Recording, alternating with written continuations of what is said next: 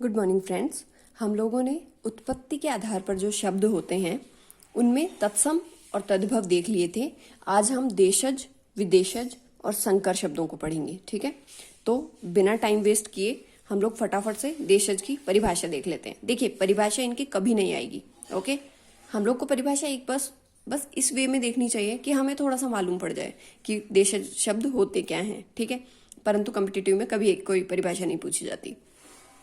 ठीक है, तो देशज शब्द वे शब्द जो स्थान विशेष के लोगों या जनता के लोगों या जनता के द्वारा स्वतः ही गढ़ लिए गए हों, मतलब उन्होंने खुद अपने लिए बना लिए हों, अपनी सुविधा के अनुसार उन्होंने खुद बना लिए, खुद शब्द बना लिए, वो देशज शब्द कहलाएंगे। जैसे इडली, एक ट्रिक है, आप इस ट्रिक के थ्रू इसको याद कर सकते हो। इडली डोसा खाते हुए पंडित जी ने कटी कांच की चिकनी माला पहनाई। ठीक है, तो इसमें इडली डोसा शब्द लोगों ने बनाया है, वो देशज शब्द है। पंडित शब्द देशज शब्द है। कांच शब्द देशज शब्द है। ठीक है, तो ये चीज आ गया समझ में। तो देशज और विदेशज शब्दों को हम लोग इसी तरीके से पढ़ेंगे। गाइज, ये वाला टॉपिक जो है सबसे ज्यादा रटने वाला टॉपिक है।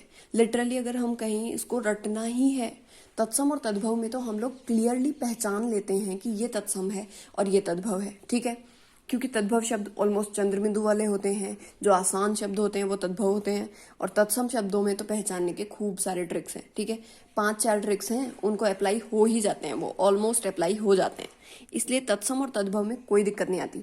परंतु देशज, विदेशज और संकर शब्दों में ऐसा कोई भी ट्रिक नहीं है जिसमें आप पहचान सकते हो। उनको रटने के अलावा आपके पास कोई चारा नहीं है। ठीक है, तो आपको गाइज उनको रटना ही पड़ेगा। कुछ अन्य देशज शब्द है, जैसे कि अब देखो, हाँ बस इनको ऐसा कर सकते हैं कि हम अगर थोड़ा सा अलग कैटेगराइज्ड कर दिया जाए, जैसे कि परवल, मतलब ये सब्जी या फल, उनको कैटेगराइज कर दिया गया है। जैसे परवल, भिंडी, केला, सरसों, कपास, लौकी, दाल, रोटी, आटा, ये सारे के सारे शब्द देशज शब्द हैं। वैसे ही खिचड़ी, घेवर, चाट, परात और पेट। ठीक है, और उनमें रिश्तों में दीदी, भाई, बाप, लड़का, छोरा, भोंदू और ठटेरा, ये सारे के सारे शब्द होंगे देशज। वैसे ही आवाजें, जो आवाजें होती हैं, जैसे खिटपिट आवाज। हाँ तो गाइस, कोई नोटिफिकेशन आ गया था। ठीक है, देखो, तो कोई आवाजें जो होती है, जैसे खिटपिट की आवाज, खटपट, ऊट पटांग, खचाखच, खर्राटा, झमाझम, चहचहाना। ठीक है, इस तरीके की आवाजें देशज हैं, क्योंकि लोगों ने खुद बना ली है। अब ये बताओ, खिटपिट की आवाज कोई समझ सकता है किस चीज को बोल रहे हैं? खिटपिट क्या होता है? कुछ भी तो नहीं, बस हमने बना लिया है। ठीक है, तो कोई बात नहीं। तो जो भी लोगों ने खुद, लोगों के जो क्रिएटिविटी के जो थ्रू निकले हैं ना अजीब अजीब से शब्द, वो सारे देशज शब्द होंगे।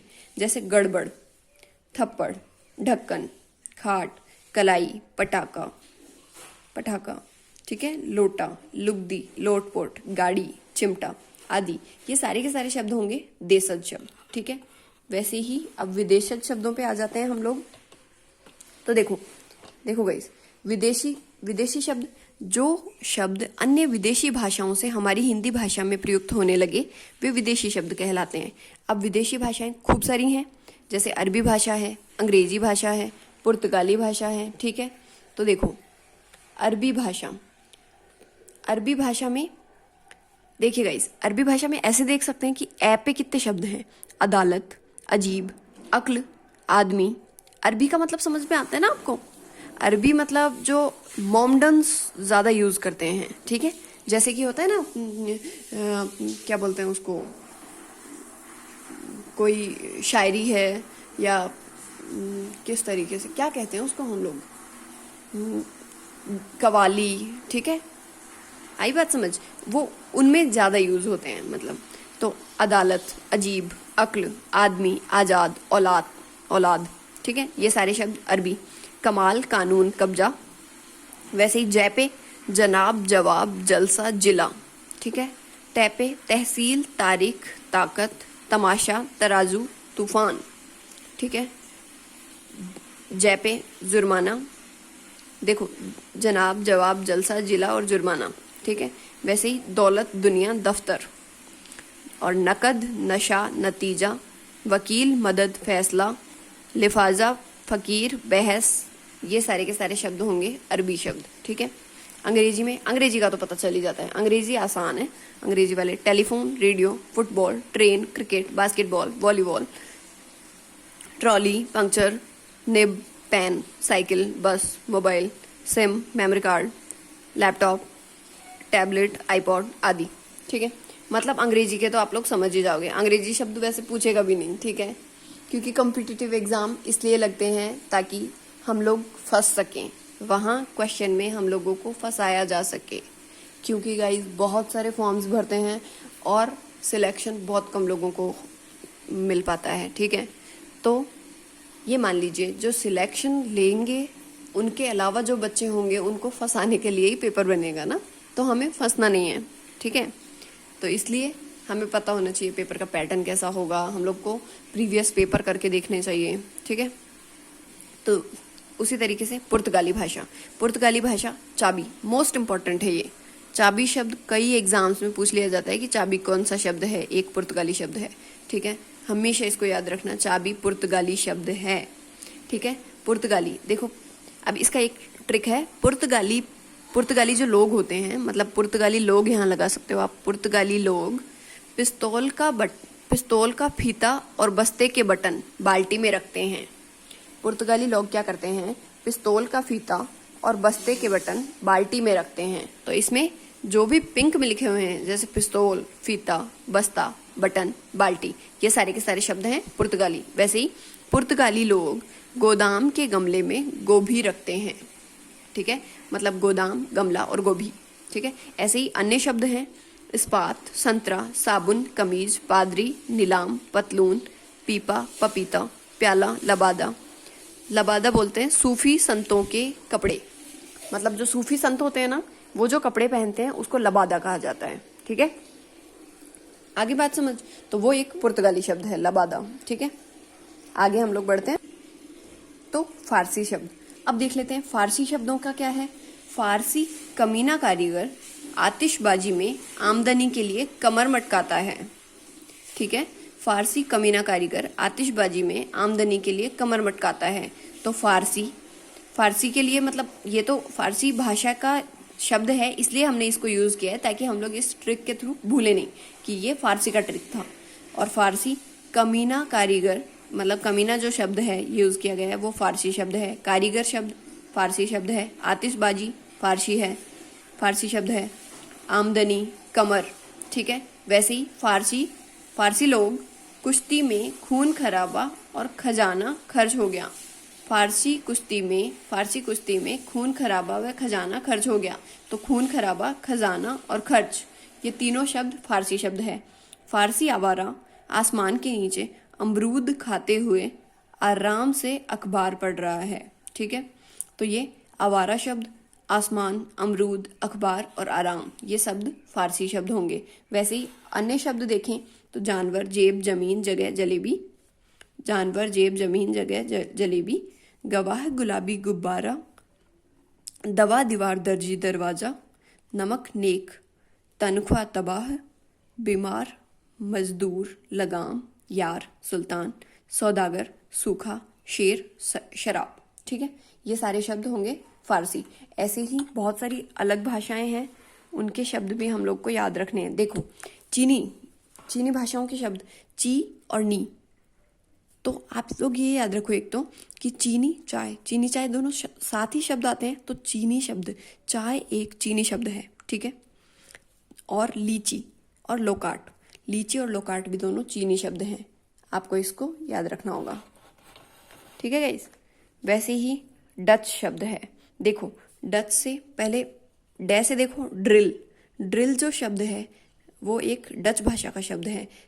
और चे बचा, मतलब इसमें डे और चे दोनों पे ही ट्रिक है।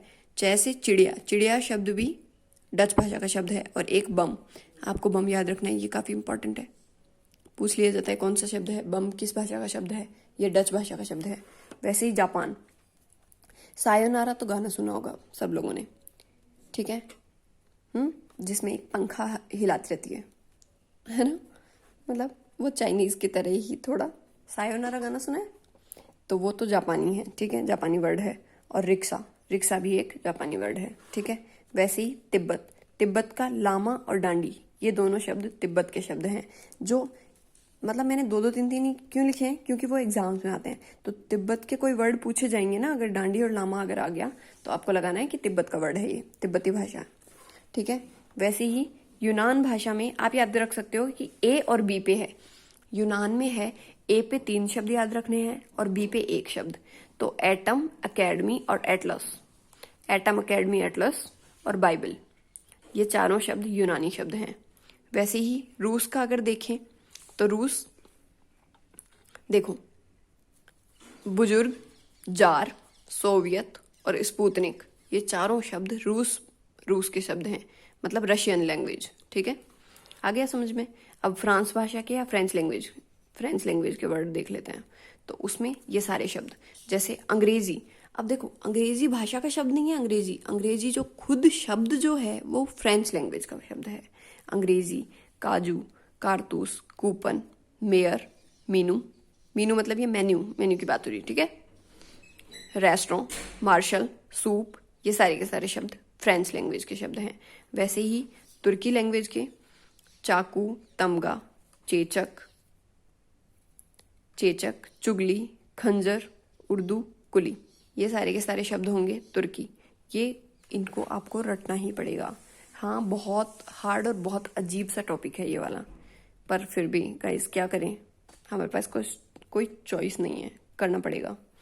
जर्मनी में नात्सी, किंडरगार्टन, किंडर और गार्टन, ये तीनों शब्द जो हैं वो जर्मन लैंग्वेज के शब्द हैं, ठीक है। वैसे ही अब देखो, हम लोग देखते हैं संकर शब्द क्या होते हैं। संकर मतलब होता है हाइब्रिड, ठीक है। हम लोग जब ये यहाँ खेती वगैरह में देखते हैं तभी भी हाइब्रिड नस्ल देखी जाती है। हाइब्रिड का मतलब होता है किसी भी 2 नस्ल को मिलाकर कोई एक नस्ल तैयार करना, मतलब उन दोनों नस्लों की जो हाईएस्ट प्रॉपर्टीज हैं उनको यूज करके कोई एक नई नस्ल तैयार कर देना, ठीक है, उसे हम कहते हैं संकर। तो वैसे ही लैंग्वेज में भी हुआ, लैंग्वेज, कोई भी 2 लैंग्वेज का अगर मिला जुला कोई शब्द है, जैसे रेलगाड़ी, रेल एक अंग्रेजी शब्द है ना, RAIL, ठीक है। और गाड़ी एक देशज शब्द है, तो इन दोनों से मिलकर बना है रेलगाड़ी। तो रेलगाड़ी एक कैसा शब्द होगा, संकर शब्द होगा, ठीक है। तो बस इसी तरीके से कोई भी 2 लैंग्वेज का अगर मिला जुला रूप हो तो वो संकर शब्द होंगे, और देशज विदेशज हमने पढ़ ही लिया है, ठीक है। Okay guys, thank you so much. और अब हम लोग क्या पढ़ेंगे बताओ, रूढ़, यौगिक और योग रूढ़, ठीक है। आई बात समझ, संरचना के आधार पर। पहले हमने किया पूरा उत्पत्ति के आधार पर। Okay, thank you.